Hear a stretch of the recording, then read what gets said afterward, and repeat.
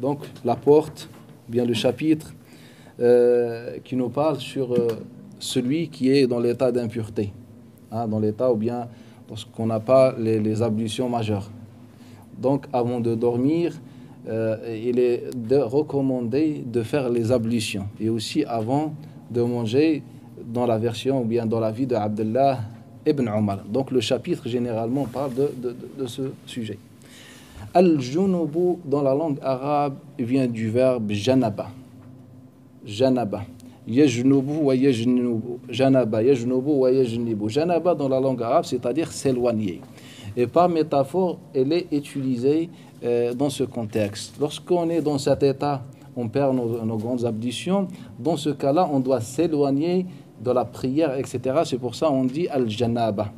Al-janaba dans le sens arabe, c'est l'éloignement de la chose. Aw yat'ama. Aw yat'ama, le verbe yat'am. Donc c'est l'origine. Et ce qu'on appelle ismul masdar, le nom de son origine, c'est at-ta'am. At-ta'am. Sachez que le mot arabe a trois formes d'indication, ou bien trois situations. Soit la première indication, c'est l'indication arabe, c'est-à-dire l'indication posée par les Arabes au premier temps. Deuxième indication, c'est le sens posé par une tradition particulière. Troisième sens, c'est l'indication posée par une science ou bien par des techniciens, ou bien ce qu'on appelle les savants de l'mustalah, les savants des termes techniques. C'est-à-dire, par exemple, on prend un exemple. Le mot prière, as-salat. As-salat dans la langue arabe veut dire demander à quelqu'un, veut dire aussi suivre. On dit al-farasu yusalli ala akhar. C'est-à-dire, il est en train de le suivre. Donc, en général, le mot as-salat a plusieurs sens dans la langue arabe.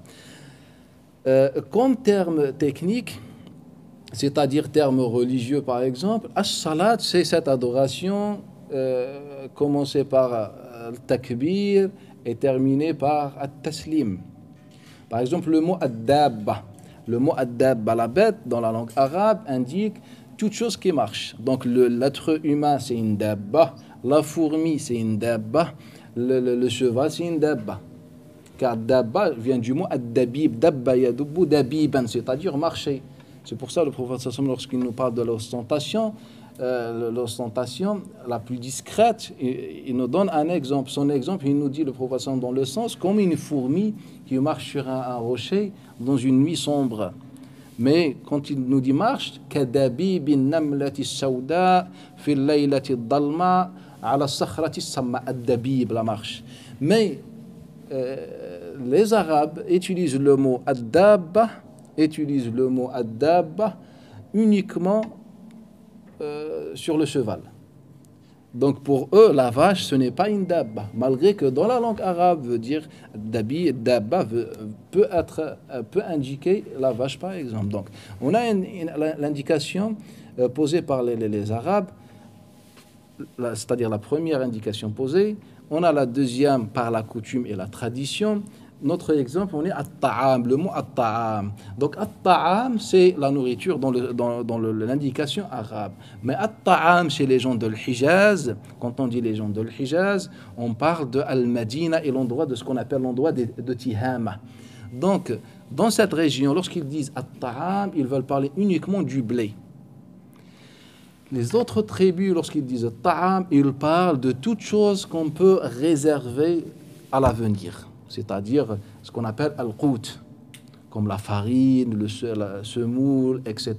Ce qu'on ne préserve pas, on ne peut pas mettre pour l'avenir comme le lait, ça s'appelle pas ta'am chez les autres tribus. Donc, lorsqu'on trouve dans un texte,